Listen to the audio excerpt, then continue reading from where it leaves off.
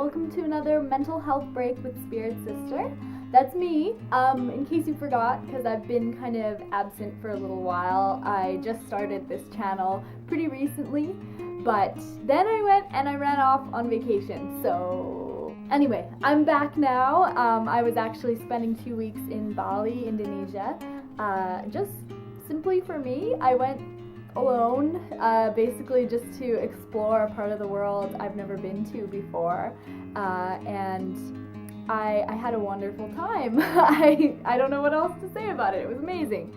Just wanted to give you an update on where I've been and sort of where my headspace is at, because I feel very refreshed and rejuvenated for 2015. I wanted to do a video on something very, very cool called mindfulness, which is a practice that has been out there for, 3,000 5,000 something years, traditionally in the Buddhist culture and religion. It's something that we can bring into our everyday, and now it's becoming more mainstream. Actually, there's tons of books on it. I just read this wonderful book, actually called The Mindfulness Journal. It's not like a novel. It's a book with all these kinds of easy tips on how you can integrate mindfulness into your day-to-day activities and life and just be a more peaceful and relaxed person. You might be sitting there going, well, what is mindfulness? So let's look together. Let's look at the wonderful dictionary.com definition. It tells us that mindfulness, basically, it's an adjective, okay?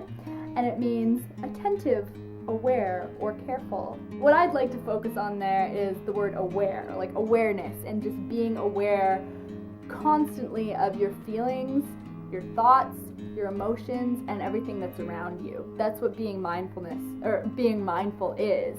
It sounds easy in theory, but in practice is not. I think you become so much more in tune to your own inner voice and your desires and your passions and what you really need in your life. Just being always aware of everything going on internally and externally. And I know, and I believe that this is something that's really important and a powerful tool to have if you are dealing with mental illness at all, or if you are just someone that's prone to stress. The imaginary toolbox of coping with stress.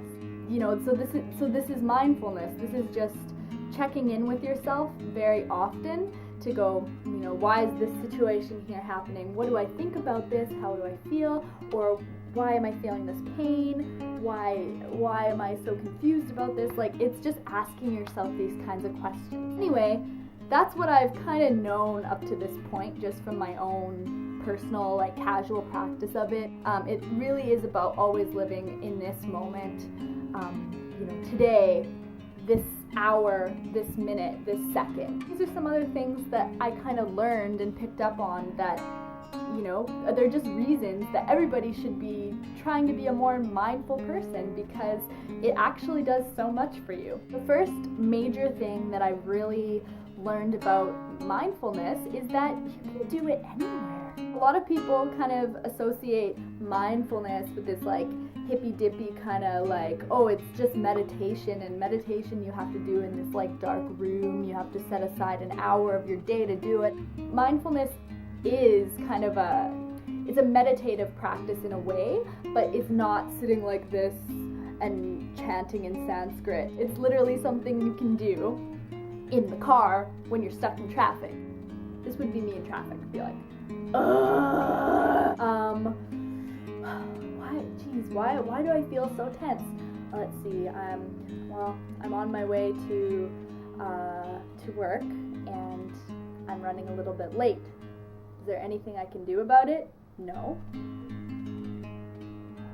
Sometimes it's something just that simple. So do that. Just check in with how you're feeling about your situation, come to a realization, accept it, and do something that helps you relax. Maybe that's just turning on the radio and singing, maybe it's breathing, whatever. Do it. The second thing that I've really realized is that, I kind of already knew this before, I guess, but I've really seen the benefits in the last month or so is that it severely, or not severely, that's a terrible word, drastically reduces daily bouts of anxiety or depression. I had a couple of panic attacks while I was away on my trip just from exhaustion. And what did I do? I just practiced mindfulness because it was all I could do. I didn't have my mom or my dad. I was alone. So you have to realize you need something to help you when you're in these situations, because you will be faced with them. I said, okay, why am I having this panic attack? Am I stressed about anything? No, I am in a new environment, and I just traveled for 22 hours and I'm very tired. Okay, made my peace. I'm gonna be fine. I'm not dying, I'm gonna be fine. Just breathe. And I just focused all my attention on my breath for about 10 minutes until I was able to fall asleep. And I woke up the next day and I felt so great. And take it from someone who's suffered from anxiety and depression for years, this is literally magic to me, because I never before would have thought that just my own rationality and checking in with myself, that I could heal myself. So something else that I learned just with my own mindfulness practices is that it makes you actually a more compassionate person. That sounds like, again, depending on where your mindset is at with these kinds of things, it might sound like a total hippy dippy kind of woo, so compassionate.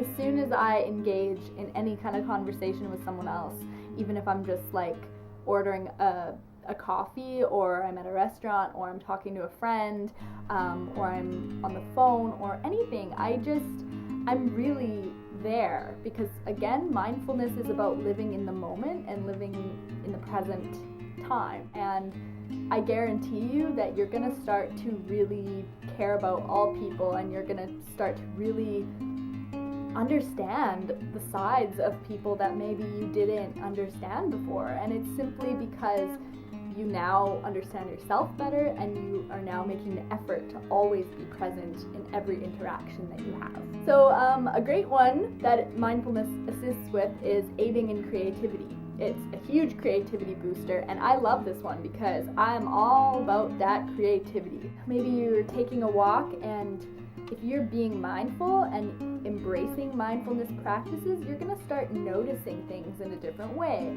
You're going to notice different details about things. You're going to notice the details of the texture of things that you eat and the way that it makes you feel. You're going to notice the sky in a different way. It literally transforms the way that you see a lot of things.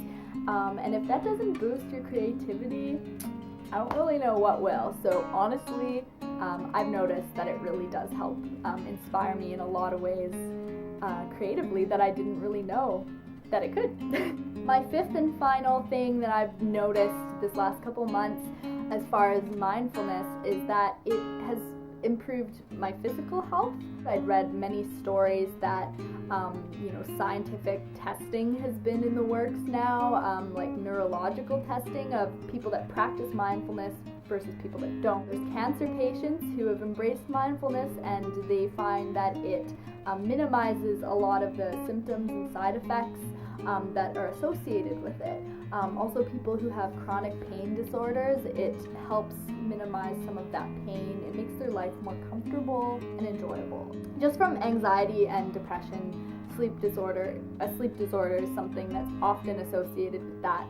So I find that if I'm having a really hard time falling asleep, little mindfulness practice helps. I check in with myself, and then I just do a little breathing, and I just focus only on my breathing, and I'm out like really quick.